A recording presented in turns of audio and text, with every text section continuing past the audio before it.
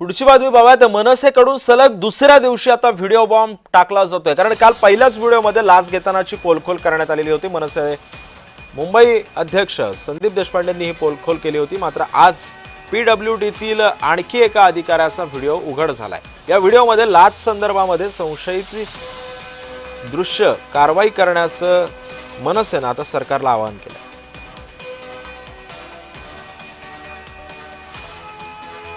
त्यामुळे आज दुसऱ्यांदा मनसेनं व्हिडिओ बॉम्ब टाकलेला आहे। काल सुद्धा एका अधिकाऱ्यानं लाच घेतली होती। हा व्हिडिओ आणि फोटोग्राफ्स मनसे नेते संदीप देशपांडेंनी पत्रकार परिषदेमधून दाखवलेले होते आणि आज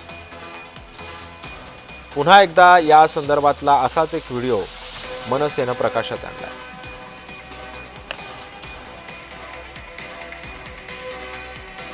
आणखी एका अधिकाऱ्याचा लाच घेतानाचा लाच संदर्भात हा व्हिडिओ आहे आणि या संदर्भामध्ये अधिक माहिती देते माझी सहकारी ज्योत्स्ना गंगणे सध्या आपल्या सोबत आहे। ज्योत्स्ना, नेमका हा सगळा प्रकार काय आहे आणि कालच संदीप देशपांडेंनी एक व्हिडिओ आणि एक फोटोग्राफ्स माध्यमांसमोर आणलेले होते आणि आता पुन्हा एकदा मनसेनं हा नवा व्हिडिओ समोर आणलाय। काय प्रकरण आहे हे नेमकं? अगदी बरोबर आहे। आपण बघतोय सिद्धेश की पीडब्ल्यूडी विभागामध्ये जे आहे ते कॉन्ट्रॅक्ट मिळवण्यासाठी सुद्धा बोली लावली जाते अशा प्रकारचा आरोप करत संदीप देशपांडे यांनी काल एक व्हिडिओ जारी केला आणि आज पुन्हा एक व्हिडिओ जारी केलेला आहे।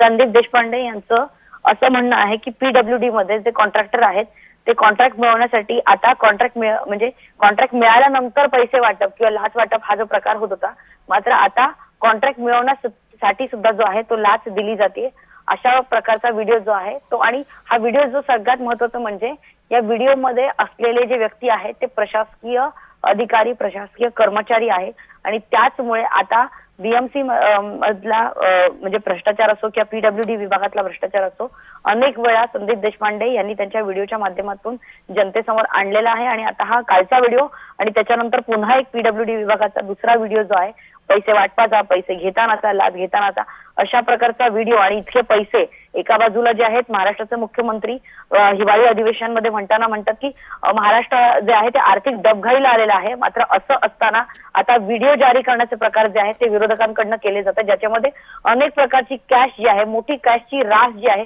ती आपल्याला पाहायला मिळते। मग ते निलेश राणे असो त्यांनी जो व्हिडिओ समोर आणलाय तो असो प्रकार किंवा अंबादास दानवे यांनी सुद्धा जे आहे तो कॅशचा एक व्हिडिओ जो आहे, कॅश बॉम्बचा व्हिडिओ जो आहे तो समोर आणलेला आहे। आणि संदीप देशपांडे यांनी सुद्धा काल एक व्हिडिओ समोर आणला आणि आज पुन्हा व्हिडिओ जो आहे तो समोर आलेला आहे। त्यामुळे आता महाराष्ट्राच्या शेतकऱ्यांना किंवा महाराष्ट्राचे जे काही सामान्य लोक आहेत त्यांच्यासाठी पैसे नाही आहेत, मात्र नेत्यांकडे, प्रशासकीय म्हणजे अधिकारी आहेत, कर्मचारी आहेत त्यांच्याकडे मात्र आणि कॉन्ट्रॅक्टरकडे मात्र भरपूर पैसा असताना आपण बघतोय की महाराष्ट्र एका बाजूला आर्थिक डबघाईला आणि दुसऱ्या बाजूला महाराष्ट्राचे विरोधक अशा प्रकारचा व्हिडिओ समोर आणल्यामुळे कुठेतरी भ्रष्टाचाराचा एक मोठा एक बॉम्ब, एक साखळी जी आहे ती आपल्याला प्रत्येक विभागामध्ये पाहायला मिळते। मग ती पीडब्ल्यूडी विभाग असो, मुंबई असो, नसेल तर नेत्यांच्या घरी असो, नसेल तर निवडणुकीच्या वेळेस वाटण्यात आलेला पैसा असो, अशा प्रकारचे व्हिडिओ समोर आल्यामुळे आता महाराष्ट्राची परिस्थिती जी आहे ती अत्यंत दयनीय अवस्था झालेली आहे। खरंय ज्योत्स्ना, त्यामुळे आता या सगळ्या पार्श्वभूमीवरती सरकार काय ऍक्शन घेतं